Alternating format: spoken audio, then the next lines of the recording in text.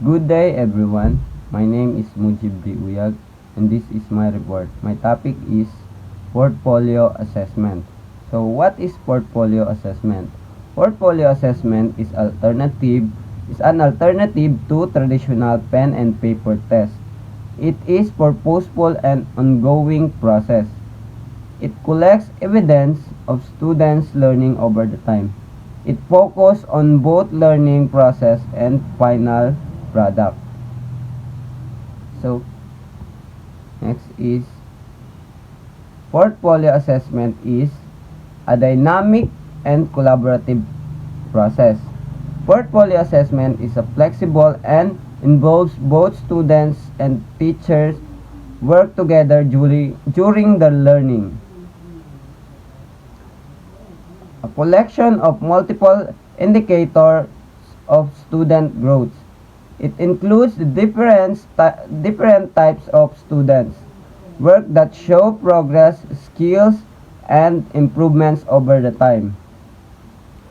Used to evaluate development of in a course of program of studies. It helps measure how much students has developed together a subject or academic program. Next is key characteristics of portfolio assessment. Performance-based assessment. Students are evaluated based on what they can do, such as project, tasks, and real activities, not just written tests. Continue and ongoing. Assessment happens regularly over the time, not only at the end of the course. Next is student-centered. Learning focuses on the student needs, interests, and abilities with active students' involvement. Reflective. Students think about their learning, evaluate their work, and identify areas of improvement. Authentic. Assessment is based on real life and classroom tasks that show actual learning. Next is purpose of portfolio assessment. So, first is track student progress over the time. It shows students' growth by collecting their works across different periods. Assess real classroom learning. It evaluates actual classrooms activities such as project and assessment, not just exam. Measure both skills and understanding. It assesses what students know and how well they can apply their skills. Encourage self-evaluation. Students reflect on their own work, identify their strength and weakness. Next is Why Portfolio Assessment by Berkey 1999. According to Berkey, portfolio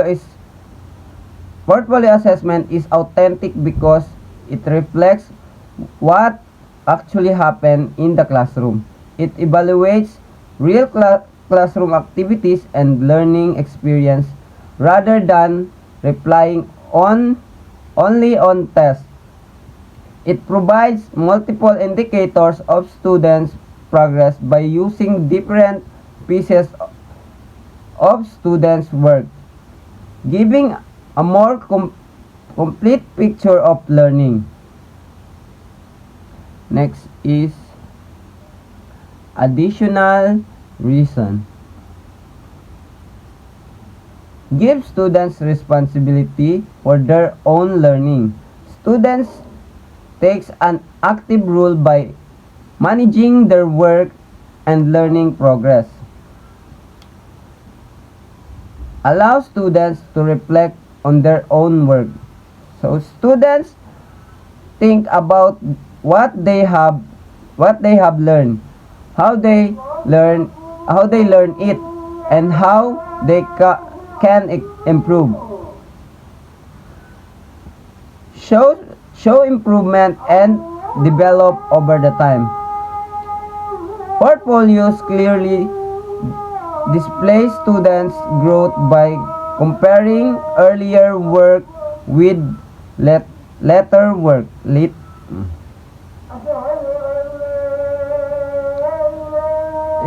Next is benefits for students. First, encourage active learning. Students take part in activities, projects, and tasks instead of only listening or memorizing. Build self-confidence. Students feel proud of their work as they see their progress is improvements. Develop critical thinking skills. Students learn to analyze, reflect, and make decisions about their own work.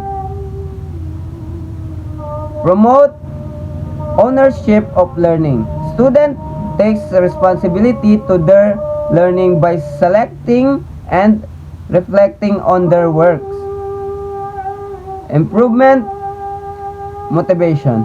Students become more interested and motivated when they see their growth and achievements. Next is benefits for teacher.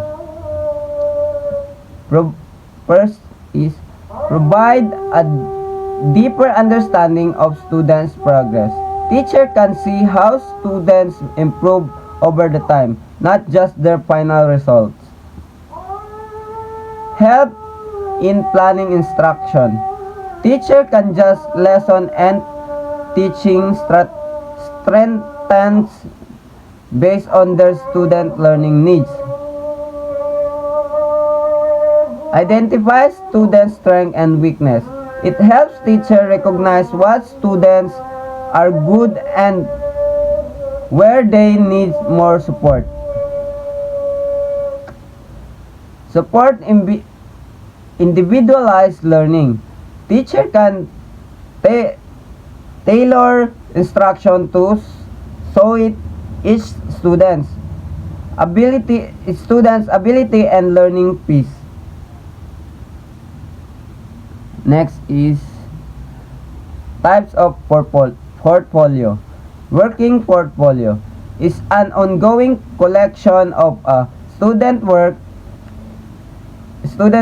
It includes draft, assignment, and practice tasks of show learning progress over the time. Showcase portfolio. It contains the students' base work. The students select pieces that show their strongest skills and achievements. Assessment portfolio. This assessment is used for grading and evaluating.